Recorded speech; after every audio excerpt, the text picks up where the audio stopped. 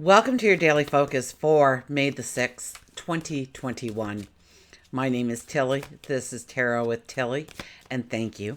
Thank you truly for all the positive, loving, supportive energy you send my way each and every day. I send it right back to you. So we have the sixth energy today. The sixth energy is about health, well-being, our routines, our jobs. It's about relationships and love. If we do the numerology of the day, it is a 16. That's about awakenings. Sometimes we don't appreciate the awakening when it happens. It's about tearing down walls. It's about restructuring, renewing, rebirthing, and truly standing in your truth. 1 + 6 is 7. So we really have to stand our ground within our passions, our dreams, our desires, who we truly are. Sun is in Taurus, Moon is in Pisces again. So that energy hasn't changed.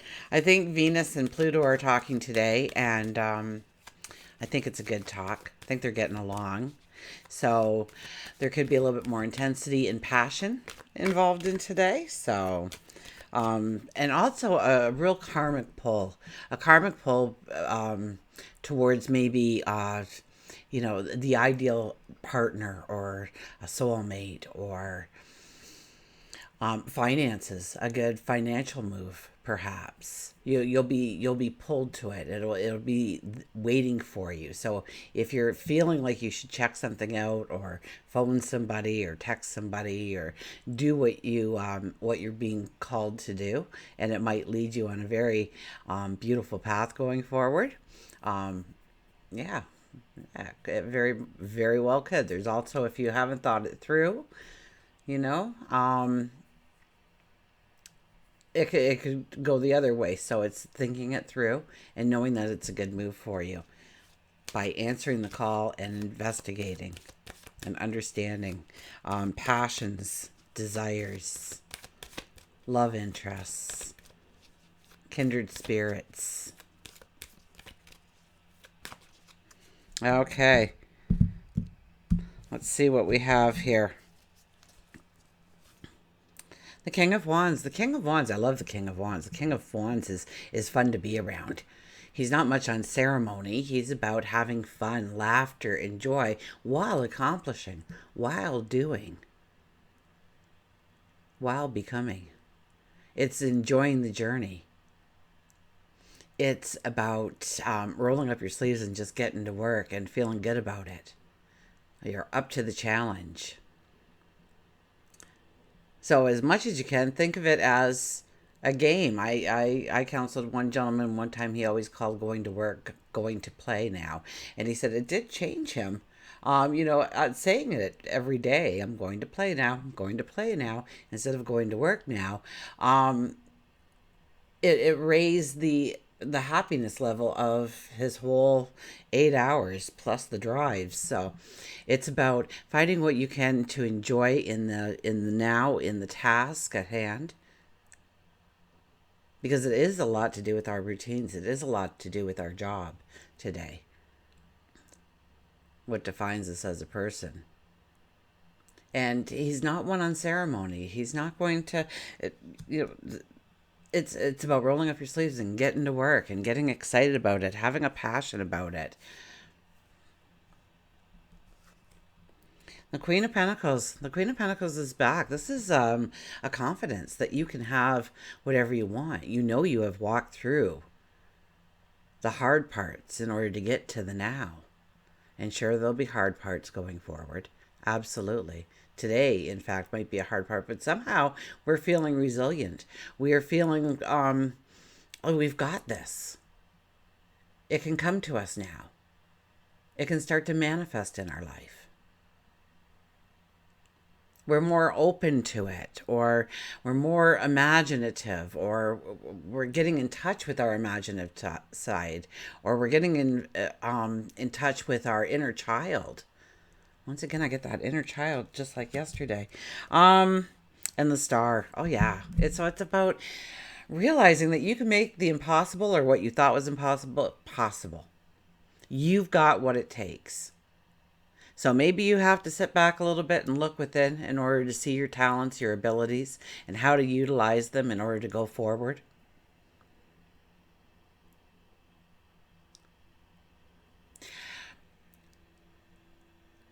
Many times the star above is 5 stars with a star in the middle, and it symbolizes our 5 senses, but also our intuition. So we have to pay attention to everything around us, what it tastes like, what it smells like, what it feels like, what it looks like, what we see when we look at it. But also our intuition leads the way here on how to make the impossible possible. So play with something in your mind, something that you thought you couldn't do, but you've always wanted to do. And play with it in your mind, and you may be quite amazed that something pops up. Something says, well, if you do this and you do that, you could do this, and then, yeah, you're on your way. We'll get a mantra card here.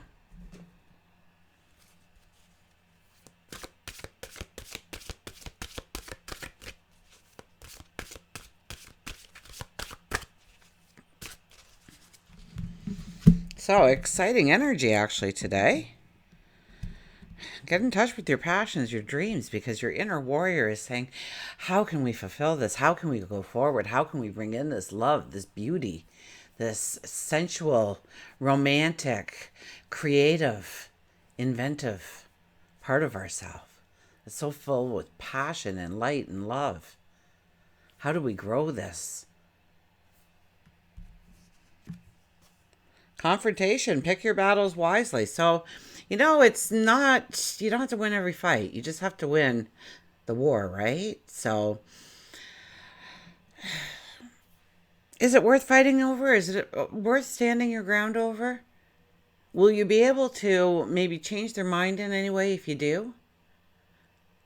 Perhaps your actions are better utilized here rather than your words. Where do you feel like you have to make a stand? Where do you feel like you have to say something now? Where do you feel you have to put forth that action in order for, everybody to get on board or something? And confrontation isn't a bad thing. Confrontation is a very good thing, but we want to think about what we are saying to the people that we are talking to, or what we are doing in the environments we are within, when we want to step forward, when we want people to follow us, when we want somebody to pay attention to what we're saying and taking it in. Understanding our values, our stance, our passions, our dreams, our desires. So it's about thinking it through and picking them wisely. So you may want to just step up and say, listen, you got to listen to this. This is what I'm telling you, and this is the truth, and follow me. But chances are they won't follow you. They probably tuned out after you raised your voice. Remember, if you raise your voice, if you lose your temper, you have lost that argument completely. Okay, you can't be rational at that point. You can't tap into your sage wisdom or your heart at that point. So back it up, especially if somebody angers you. Back it up and think about what you want to respond with and how you want to bring across that response. It's not about the arguments you may have won, but how many you can avoid getting drawn into. You don't make friends by being aggressive and opinionated and insisting on a point of view. You will always offend someone. And when you use tact, when you use diplomacy, remember we started with the king today, and maybe a little humor. I told you, he's a fun guy to be with. You can then diffuse the situation and consider the feeling of the other person involved. This does not mean you shouldn't stand up for yourself regarding important issues. On trivial matters, silence is a powerful virtue. It is wiser to choose your words with care and pick your battles wisely. Mantra is, I stand up for what I believe in and choose my battles wisely.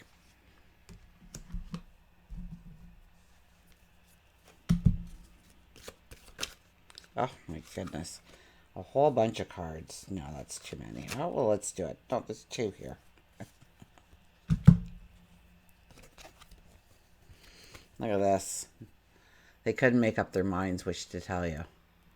We've got Let It Be, and we've got Eye on the Prize. So we have the vultures. So Let It Be.